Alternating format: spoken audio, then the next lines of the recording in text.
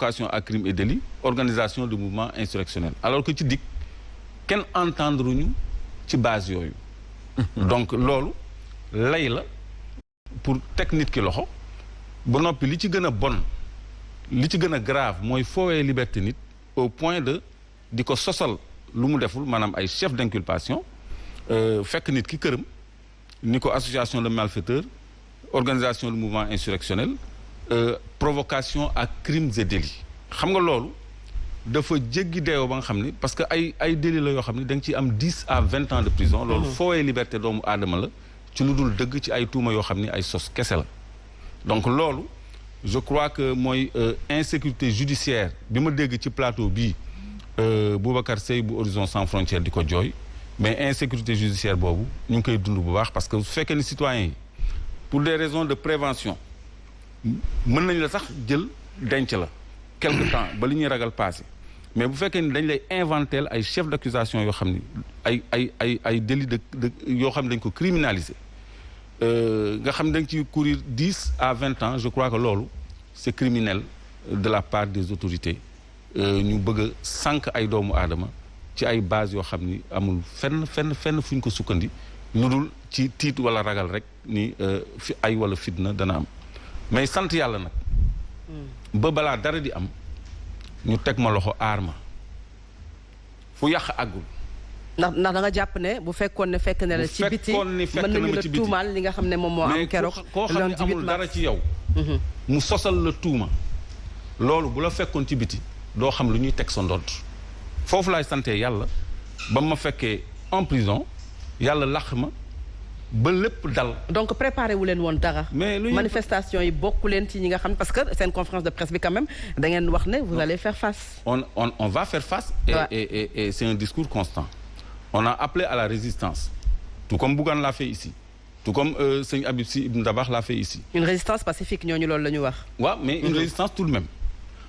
une résistance tout de même donc loolu constitution moo ñu ko may ci suñu article 98. moo tax j'ai pas pu être arrêté sur ces bases-là parce que c'est un discours clair et sans embâche que j'ai tenu et que j'assume et que j'assumerai toujours.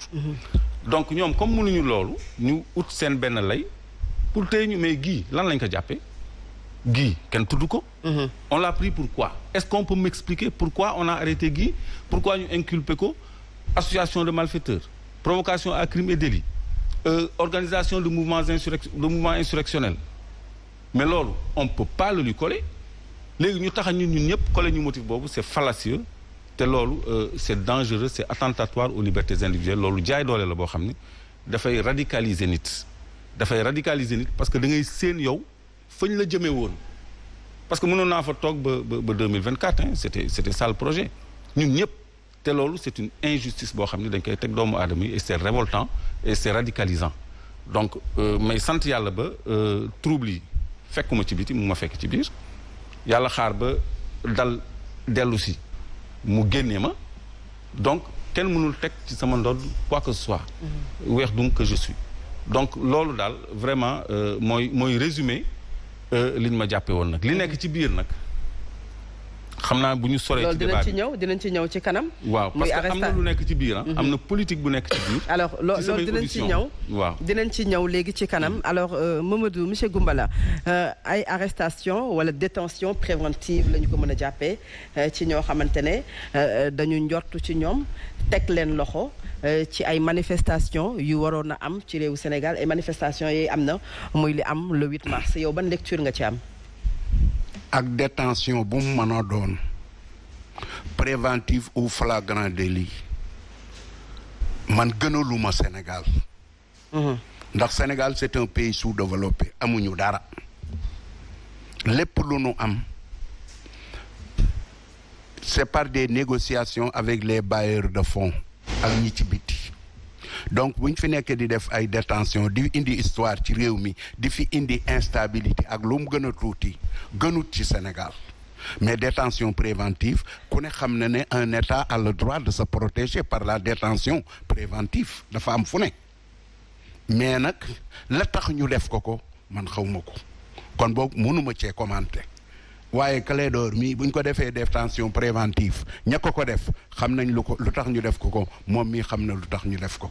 am na ñu fi nekkoon kenn defu leen ko lu tax moom ñu ciblé ko def ko détention préventive loolu mooy problème bi man nag xaw ma lu tax ñu def ko mënuma cee wax mais détention préventive ku ne xam maanaam pas peut-être bu ñu c'est vrai que cas Clédor la ñuy wax Assane Diouf Guy Marius Sagna mais tey bu ñu gisee ne justice bi lu ci ëpp dafay am une détention préventive yoo xamante ne dañu leen di jàpp ba pare dem wut ay preuves yoo xamante ne dañu koy teg ci seen kaw. mais man mënuma ko wax ndax xaw ma ko. est-ce que dañ koo jàpp soo ko wutali preuve wala dañoo xam ne mi ngi jëm def ñu jàpp ko loolu xaw ma ko. parce que l'État a les moyens de savoir ñun ñëpp ku ci nekk looy def état bi xam na ko. état bi xam na ko loolu am nga ci sañ-sañ. dinañ ñëwaat kon mënu mu cee wax. am nga ci sañ-sañ monsieur Goumbala dinañ ciy ñëwaat. Pamata bu ñu déggee un peu le film de l'arrestation de Clédor Sène ban lecture nga ci am. waaw dañ koy ñaawlu rek di ko regretter parce que aussi bu nekkee pour des motifs aussi légers waruñu jël nit ki di ko priver li nga xamante ni un droit constitutionnel la xam nga liberté dafa sacré dafa nekk au-dessous de tout te vraiment dañu waroon fexe ba liberté boobu noonu mu ñu jéem ko di ko sàmmal bépp doomu aadama mënuñu def ay procès d'intention ay nit quel que soit son passé quel que soit aussi sa nature c'est pas parce que tey jii Pape Makhtar amoon na benn passé que Pape Makhtar bu dara xewee dañ ko war a suspecté yaakaar ni Pape Makhtar mii de war na mën a doon koo xamante ni ëllëg day xam mu taay loolu yaakaar naa ni état du ko doxee parce que état warul def procès d'intention état dafa sérieux de telle sorte que yaakaar naa ni Fat Abdou bu nekkoon li ñu ko doon tuumaal ci ay lu mu tudd ci ay délits ci ay crimes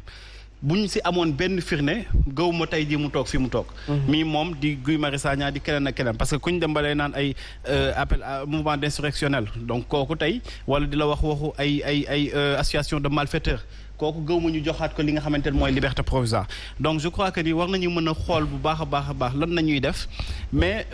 bu ma déggee Goumbala ni Sénégal réew la réew boo xamante ne réew bu ñàkk koom la mais d'accord réew bi ñàkk na koom. mais di fàttali ni suñu président de la République otom bi muy dawal 1 milliard lay jar est-ce que dañoo ñàkk koom wala dañoo néewal doole wala dañoo jël suñu richesse bi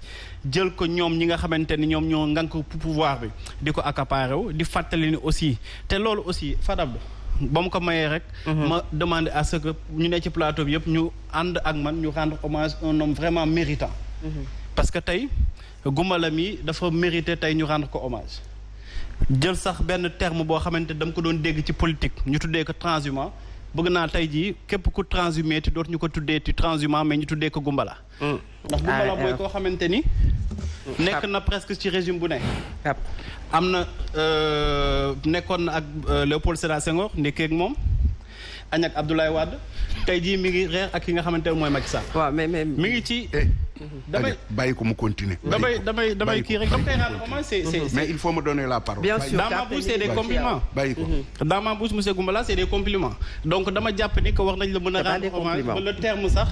bi nga xamante ne mooy transhumant ñu dindi ko ba képp ki nga xamante ne dafa jógee ci benn parti dem ci beneen parti dootu ñu ko woowee ci transhumant mais ñu woowee ko Goumbala. mais daal vraiment li nga xamante ni dañ koy jot a dund ci période yi nga xamante ni affaire Ousmane Sonko Adji Sarr yi la ay mbir la yoo xamante ni man personnellement mun ma ko rafetlu parce que yaakaar naa ni démocratie au centre consubstantiel à toute démocratie dafa am une liberté boo xamante ni moo